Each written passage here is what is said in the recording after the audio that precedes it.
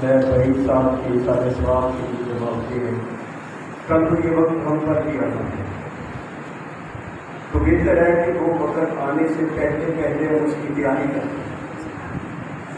اب امتحان ہوتے ہیں تو وہاں کیا ہوتا ہے، کویسچن پیپر دیا جاتا ہے، سوال نامہ دیا جاتا ہے، اس کے جواب ہم نے خود دینے ہوتے ہیں، ڈھونڈنے ہوتے ہیں، تیاری کرنی ہوتی ہے اس کے لیے۔ لیکن قربان جائے وہ کتنا غفور رحیم ہے کہ اس نے آخرت کے قبر کے سوال بھی بتا دیے اور اس کے جواب بھی بتا دیے۔ اگر پھر بھی ہم ناکام ہو جائیں تو پھر ہماری بدقسمتی ہے اور ہم کچھ نہیں کہہ سکتے، بدبختی ہے ہماری۔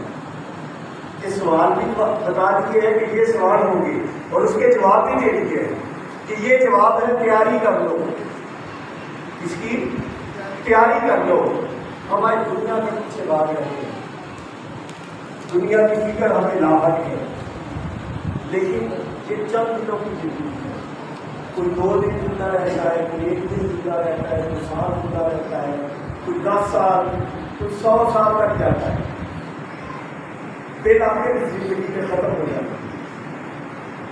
یہ فنا ہے، اس زندگی میں ختم ہو جانا ہے، یہ بقا نہیں ہے، یہ فنا ہے۔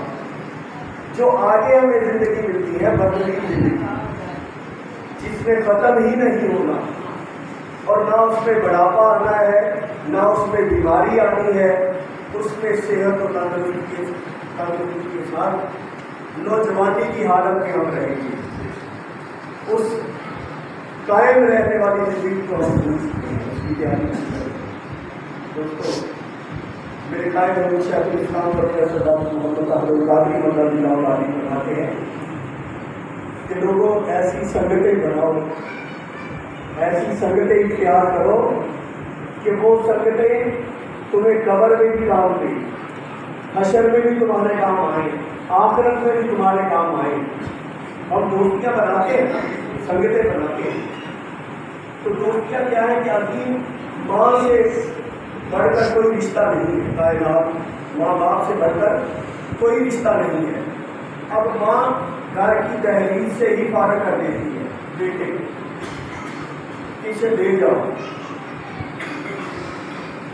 باپ، بھائی، بیٹے، دوست، یار، وہ قبر تک جاتے ہیں، دفنا کر مٹی ڈال کر خود چلے جاتے ہیں۔ اب اصل کام قبر میں شروع ہونا ہے، تو وہ سنگتیں کیا ہے، اچھے کردار، ہماری عبادات، اللہ کا ذکر، جو اللہ نے احکامات ہمیں دیے ہیں اس پر عمل کریں گے تو وہ قبر میں بھی ہمارے کام آئیں گے اور آخرت میں بھی ہمارے کام آئیں گے۔ اللہ تعالیٰ ہمیں آخرت کی طرح فرمائے اور قبر کی تیاری کرنے کی